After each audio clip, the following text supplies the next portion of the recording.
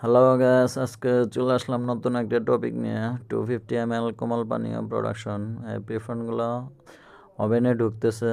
Hit হওয়ার পরে ওইটা মোল্ডের মধ্যে ঢুকবে। ঢুকার পরে অতিরিক্ত হাওয়ার প্রেশারের মাধ্যমে বোতলের আকার রূপ ধারণ করবে। ওইখান থেকে বোতলগুলো চলে যাবে ফিলিং রুমে, ফিলিং মেশিনে ফিলিং হওয়ার জন্য। এই সামনে দেখতেছেন খুব স্পিডে চলে যাচ্ছে বোতল হয়ে।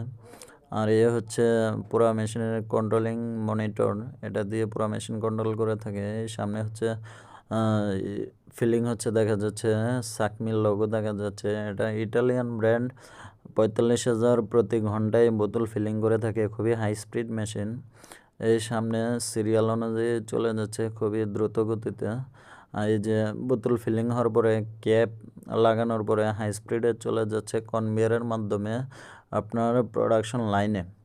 তো এখান থেকে এভাবে প্রসেস হয়ে থাকে, ফিলিং হয়ে থাকে বোতলগুলো।